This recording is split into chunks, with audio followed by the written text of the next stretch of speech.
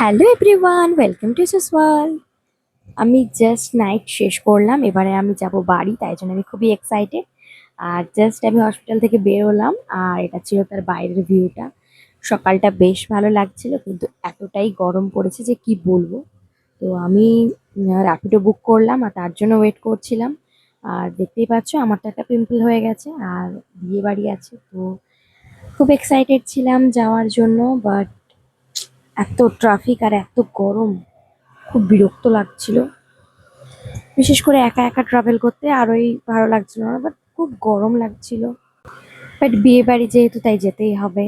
আর দেখতেই পাচ্ছ আমি মেট্রোতে ওয়েট করছিলাম মেট্রোর জন্য। আর তারপর আমি একা একাই যাচ্ছি, খুব ঘুম পাচ্ছিল যেহেতু লাস্ট নাইটটা খুব বিজি ছিল। বাট তাও আমি নিজের মনকে সান্ত্বনা দিচ্ছি, আর একা একা যেহেতু যাচ্ছি নিজেকে তো অ্যালার্ট থাকতে হবে। তো ফাইনালি আমি কিন্তু ট্রেনে আমি খড়গপুরের ট্রেন ধরে নিয়েছিলাম। আর বাবাকে বলেছিলাম আমাকে আনতে আসতে। আর এত গরম, আর এই দুপুরবেলা দেখছি ভালোই ফাঁকা আছে ট্রেনের মধ্যে, তাই আমি তো পা তুলে বসে আছি। তো একটা অনেক কিছু খেলাম, মুড়ি টুড়ি খেয়েছি, ঝালমুড়ি খেয়েছি, মানে ট্রেনে ট্রাভেল করছি আর ঝালমুড়ি না খাচ্ছি সেটা তো হয় না। আর আমি বাবার সাথে চলে এসেছিলাম, বাবা আমাকে আনতে এসেছিল। আর এখান থেকে আম টাম নিলাম। তো আরো অনেক কিছু নিতে বলছিল, কিন্তু কি খাবো এত, এই তো জাস্ট গিয়েই বেরিয়ে পড়বো, তো অত তো খাওয়া সম্ভবও না। তো তাই আমি এখন বাড়ি যাচ্ছি। আর আমার কিন্তু পৌঁছাতে পৌঁছাতে প্রায় মানে একদম 3টে বেজে গেছিল। সেই সকালে নাইট করে বেরিয়ে 9টার সময় বেরিয়েছি, 9টা 15-র দিকে। তারপরে সেই ট্রাভেল করে এতক্ষণ জাস্ট পুরো টায়ার্ড ছিলাম। তো এবার বাড়িতে গিয়ে ফ্রেশ হব, আর তারপরে আমরা বেরিয়ে পড়বো কিন্তু মামা বাড়ির উদ্দেশ্যে।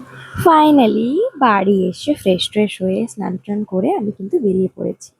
শুধু আমি নয়, আজকে আমরা যাচ্ছি পুরো ফুল ফ্যামিলি। দেখতেই পাচ্ছি দিদি, জামাইবাবু, বাবা, মা, ভাই, আমি সবাই বেশ হই হই করতে করতেই ফার্স্ট টাইম যাচ্ছি।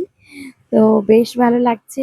আসলে বহু দিন হয়ে গেছে ফ্যামিলির সাথে কোথাও যাওয়া হয়নি। যেহেতু ব্যাঙ্গালোরে থাকতাম, কখনোই এমনিই বেরোনো হয়নি কোথাও।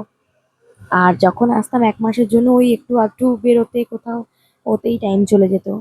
আর সব থেকে বেশি ভালো লাগছে এত নাইট করেও যে সবাই একসাথে যাচ্ছি, এটাই বেশ ভালো লাগছিল আর কি। সেই যে আইছি হলো হাওয়া দিচ্ছে তো, হাওয়া দিচ্ছে, বাবা হাওয়া পাচ্ছে। হ্যাঁ একটু কথা আর হ্যাঁ হ্যাঁ এই গাড়িটা BMW দাও। এই তুই চুপ কর তো, মাথাটা ফাটিয়ে দেব একদম। আমি যতক্ষণ অঞ্জনার কাছে রোজকার নেই, হ্যাঁ ওই যতক্ষণ অঞ্জনার কাছে মার খাচ্ছে ততক্ষণ শান্তি নেই। খাবে 2-4টা, তারপরে ঠিক হয়ে যাবে। তা BMW হয়ে যাবে। ও প্রত্যেকবারই মার খায়, যতবার আসে। এতক্ষণ ধরে যেতে যেতে এই ভিউটা দেখে মানে ক্যামেরা অন না করে আর থাকতে পারলাম না। Just wow! দু সাইডে এরকম এত সুন্দর গাছ, আর মানে মিডিল দিয়ে যে সানসেটটা, দারুণ লাগছিল। জামাইবাবু ভিডিও করছে আর আমার তো ব্লগ কন্টিনিউ চলছে। আর এই যে হঠাৎ করে বৃষ্টি স্টার্ট হয়ে গেল, মানে কি বলবো। বাট ওয়েদারটা তো ঠান্ডা হলো, এটার জন্য বেশ ভালো লাগছে যে ওয়েদারটা ঠান্ডা হয়ে যাবে এত গরমের মাঝখানে। তো ফাইনালি আমরা রায়পুর পৌঁছে গেছিলাম। এবার আমরা ভাবলাম একটু টিফিন করি, তারপর যাব। তো আমাদের এখানে অনেক কিছু, বাবা চলে গেছিলো একটা মিষ্টির দোকানে। চা, আমরা এখন চা খাবো বলে ভাবছি। মানে আমরা অনেকক্ষণ ধরেই কোথাও দাঁড়াবো ভাবছিলাম, কিন্তু যেহেতু এত জোর বৃষ্টি পড়ছিল আমরা সেই রিস্কটা আর নিইনি। তাই আমরা কিন্তু একদম রায়পুরে এসেই দাঁড়ালাম। আর এখন আমরা চা খাবো, আর ওদিকে চিকেন চপ যেটা সেটা আনতে গেছে, আর এদিকে আরও আলুর পকোড়া কিসব আনা হয়েছে। ফাইনালি মামা বাড়ি পৌঁছে গেছি। আর এদিকে দেখ, এটাই তো মানে এটা হচ্ছে রিয়েলিটি।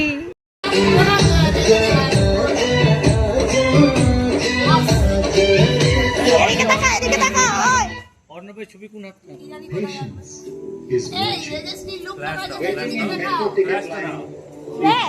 কেন এখানে তো আছে ভাই, লুকটা দেখ, ওর কাছে ভিডিওটা আছে। ওই যে বুবু মাসের বেলায় আমার শরীর তো অসুস্থ ছিল, সেদিন করতে পারি না। না ঠিক আছে, আমি একা একা বসে আছি, ওই জন্য তো বলছি ওদের খারাপ লাগছে। ভাই চুমু মাসে একাই বসে আছে, কিছু করার নেই। কেন ভাই তোদের ঘরে এতগুলো লোক কোথায় গেল? বৃষ্টি পড়ছে, বাচ্চা নিয়ে আসবেনি, ভিজাবেনি বাচ্চা। তো এবার আমরা ব্রাইডের সাথে একটু ফটো টটো নিয়ে নিলাম আর তারপরে কিন্তু এখন আমরা চলে যাচ্ছি মামা বাড়ি আবার। কালকে অবশ্যই সকাল সকাল দেখা হবে আর রেডি হয়ে আবার আসতে হবে। তো that's it for today, thank you.